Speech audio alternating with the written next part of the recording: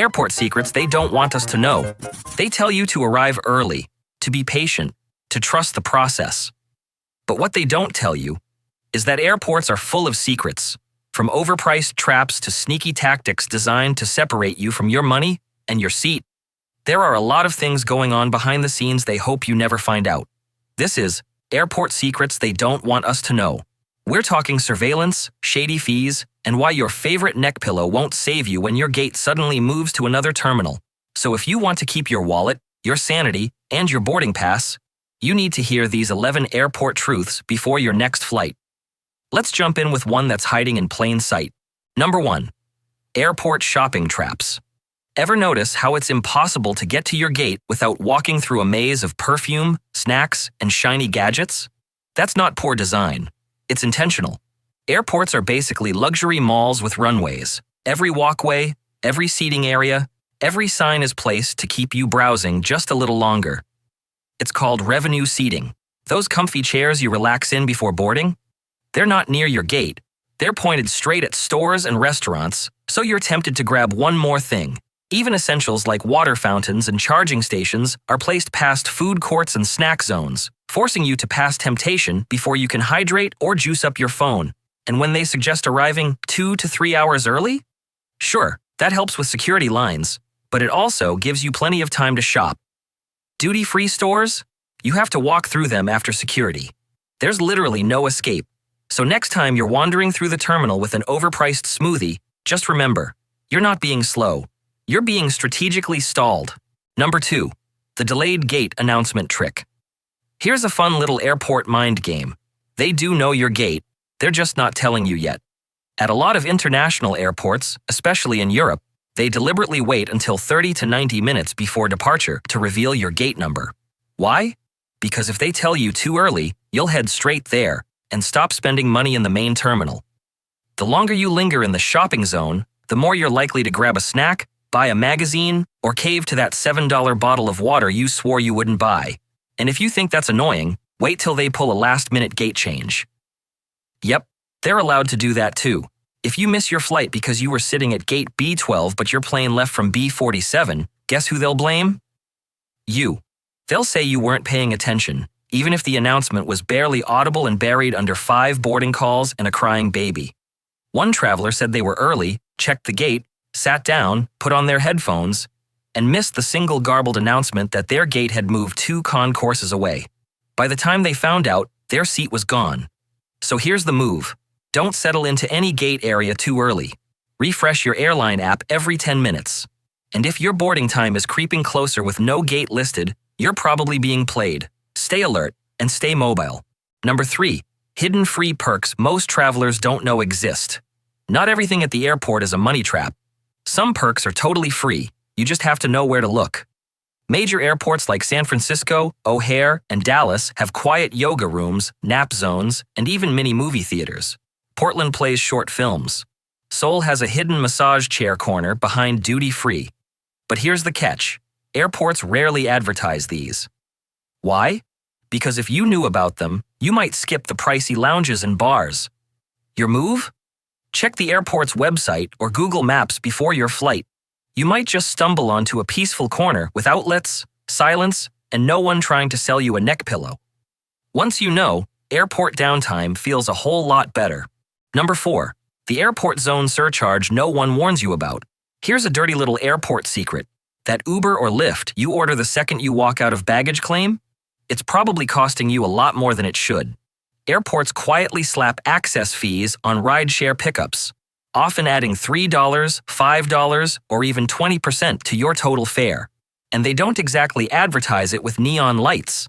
Even worse, rideshare apps often apply dynamic pricing the moment they detect you're on airport property. One traveler shared they were quoted $48 from LAX, walked 2 blocks, and requested the same ride again, this time for $27. Here's your workaround. Instead of requesting a ride right at the terminal, hop on a free airport shuttle to a nearby hotel or parking area. Once you're officially off airport property, then request your ride. No surcharge, no surge pricing, no problem. If you're feeling bold, some travelers even jump on hotel shuttles they're not staying at, especially big chains that don't check names. Just be polite, hop off early, and request your car from there. It's a smart, sneaky little hack that turns a $60 fare into $30 and makes you feel like you just beat the system. Number 5.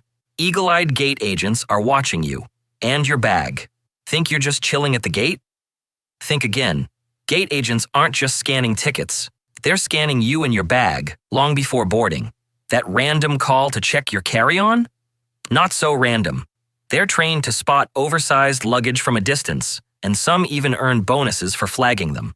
One traveler got stopped before the agent even stood up. Her duffel just looked too fluffy. The trick? Keep your bag out of sight and low profile. Soft bags and backpacks attract less attention than hard shell rollers. Don't sit right in front of the gate agent, and remember, black bags blend in best. Stay subtle, stay under the radar, and don't give them a reason to make your bag their business. Number 6. The SSSS code on your boarding pass and how you get flagged. If you've ever looked down at your boarding pass and seen 4 ominous little letters, SSSS, you've officially been chosen, but not for anything fun. SSS stands for Secondary Security Screening Selection. It means you've been flagged for additional screening, and your airport experience just got a lot more thorough. You'll be pulled aside, scanned, swabbed, questioned, and possibly patted down like you're trying to smuggle a blender in your shoes. And here's the kicker. It's often not random. Booking a one-way international flight, paying in cash, making last-minute changes, visiting certain countries? Boom, you're on the list. And once you're marked with SSSS, you might stay on that list for 6 months or more. One guy said he got it every single flight for nearly a year, just because he once booked a ticket to Turkey with a foreign debit card. Harmless, but enough to trigger the system. If you do get tagged, arrive early and stay calm. Don't joke, don't argue. And if it keeps happening, you can apply for redress through the Department of Homeland Security to challenge the flag. But until then, that little SSSS is your all-access pass to the least fun VIP treatment at the airport. Number 7. The sizing bin trap that could cost you $60 plus at the gate. You know those metal sizing bins at the gate that look like some kind of medieval luggage torture device? They're not just for show, they're a trap, and one wrong move can cost you big. Here's what happens. You're standing in line, gate agent looks up, scans the crowd like a hawk, and spots your slightly puffed-out personal item. Then, with the casual menace of someone who's done this 1,000 times, they point and say, "Can you pop that in the sizer real quick?" Cue panic, because if it doesn't fit, and even 1 inch hanging over counts, you're not just looking at a polite suggestion. You're now in the bonus round of surprise airport fees, and those gate charges can hit $60, $70, even more, on the spot. Here's the worst part. Most bags would have fit in the overhead bin or under the seat just fine. But once you test it and it doesn't go in easily, they've got you. Game over. The hack? Never voluntarily test your bag in that bin unless you're 100% sure it fits with room to spare. Don't do it to be safe, be sneaky. And if you're unsure, test it privately at another empty gate, not in front of the agent whose job might depend on catching oversized bags. Because once you go in the bin, there's no going back. Number 8. TSA Behavior Profiling is still happening, even after it was discredited. It sounds like something out of a spy movie. TSA agents secretly watching your behavior to decide if you're a threat, but it's real, and it's still happening. The program was originally called SPOT, Screening of Passengers by Observation Techniques. It trained officers to look for behaviors like excessive sweating, avoiding eye contact, fidgeting, or checking the clock too often. Basically how 90% of us act when trying to find the bathroom at Gate 32B. Here's the wild part.